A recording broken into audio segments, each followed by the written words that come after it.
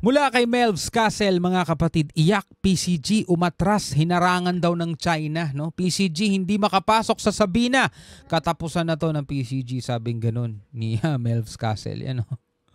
Well, anyway, bigyan natin to ng reaction video and commentary bago natin to simulan. Huwag mong kalimutan mag-subscribe kay Melvs Castle.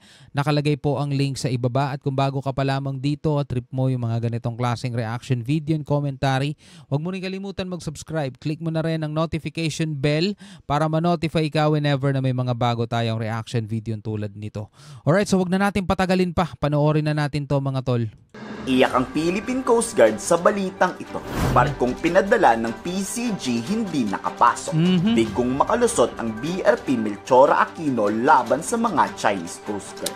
Oo, hindi Philippine Navy warship ang ipinadala, kundi isa pang pinakamalaking barko ng Philippine Coast Guard. Sabi nga, mga tol, nagpadala na daw ang PCG. Ayon sa report, binigyan natin ng reaction video.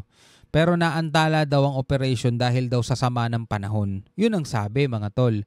Pero kung titignan mo, masama ang panahon, mga tol, bakit yung mga barko ng China kinakaya naman? Nandun nga sila ngayon sa Skoda Shoal. Nakakadalawang beses na rin itong sinubukang pumasok. Pero 200 barko ng China ang na-monitor na humarang sa ating barko. Galit na galit ang maritime expert sa Philippine Coast Guard. Bakit raw kasi binabalita pang pupunta tayo doon? 207, 1 versus 207 vessels. And that was really brave enough for the Philippines.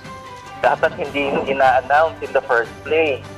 Kasi pag ganun, siyempre na timbrehan na ng China, siyempre gagawa ng paraan na hindi tayo makapasok. Pero ginawa naman ng paraan, no? Sinubukang pumasok twice, tapos bumalik.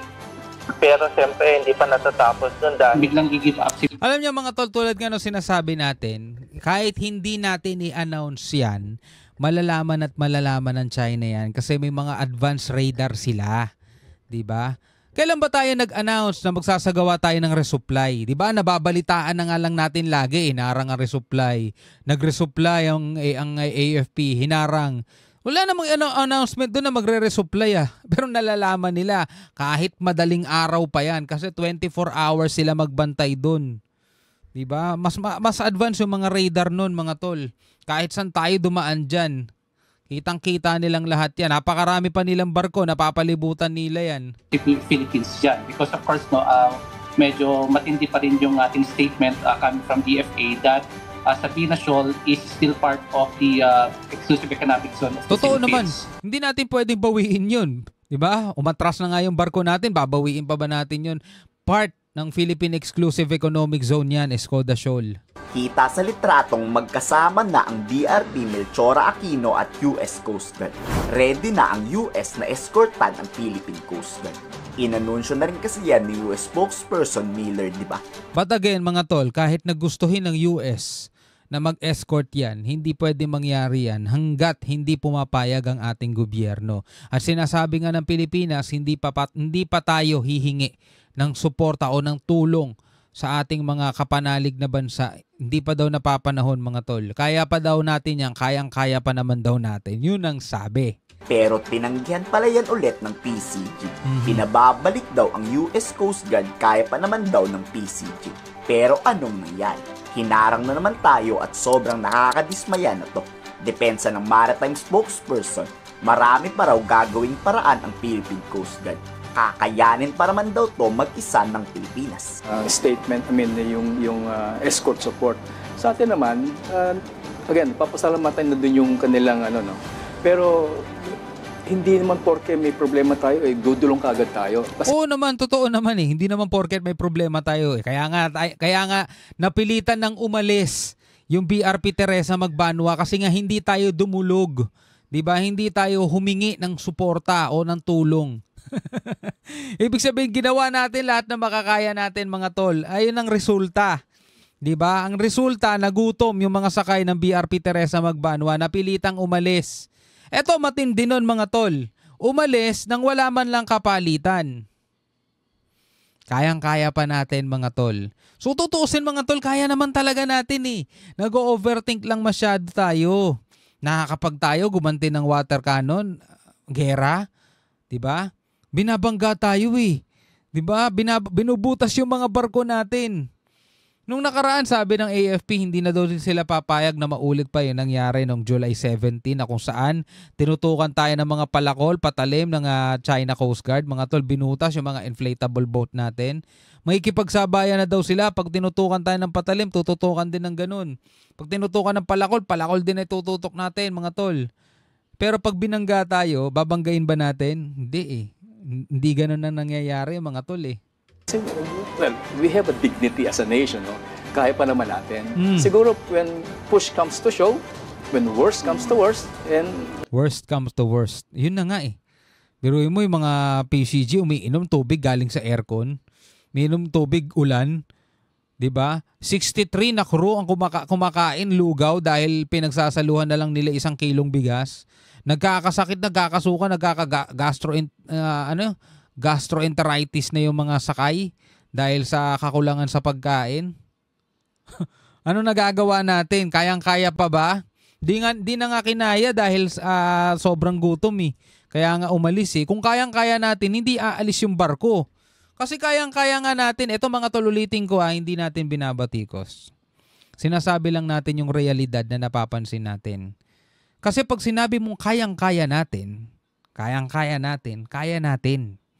Diba? Wala sanang problema. Kayang-kaya natin eh. Kaso hindi nakarating yung mga supply kasi hinarang. Kala ko ba kayang-kaya natin? Yung barko natin napilitang umalis. Kala ko ba kayang-kaya natin? that will be an executive decision whether we will accede to the request or we will ask for the request. So it's an executive decision. Inatras ng Pilipinas ang BRP Melchora Aquino. Pag itong barko kasing to pinagbangga ng China at nabutas na naman, malaking problema to ng PCG. Biruin mo pag yan nabutas pa ulit. 6 months, repair, sabing ganun. 6 months daw nire-repair, mga tol, ganun katagal. Ubusin ba ng China mga barko natin? Napakaunti lang ng barko natin kumpara sa barko nila. Tapos sila willing makipagbanggaan. Posibleng mas mahirapan daw kasi ang PCG mag-resupply mission sa West Philippine Sea. Sobrang dismayado na rin si dating Justice Secretary Carpio. Panahon na raw kasi para tanggapin ang tulong ng Amerika. Huwag na daw marami pang mga satsat. I think it's time to accept the offer of the US already because the China is the largest Coast Guard fleet in the world, and we have only 2 97-meter long Coast Guard vessels. Dalawa lang yung malaking barko natin. The game plan of the Chinese is to ram our Coast Guard vessels so they will be out of commission. It will take several months for those gaping holes to be repaired. So when the next Coast Guard vessel or the remaining 97-meter Coast Guard vessel is rammed, we won't have Coast Guard vessels that large to patrol or to protect Sabina Shoal. And di ba? Biruin nyo, halimbawa, butas na. Ito, mga tol, totoo, butas na yung BRP Teresa Magbanwa. Ngayon yung pangalawang malaking barko natin, yung Melchora Aquino. Imagine yung mga tol, binutas ulit ng China yon kasi nga hindi tayo pumapalag di ba? Wala na. nasa repair na yung dalawang malaking barko natin. Anong natira sa atin? Mga maliliit na barko. Grabe. Anymore. Kayang-kaya pa.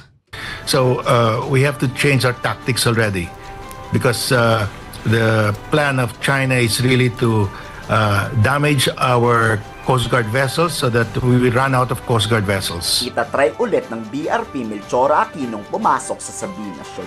Ang tanong, makakapasok kaya o haharangin ulit? Ano sa palagay niyo? I-komento sa... Yan ang ating tanong. Diba? Yan ang ating tanong.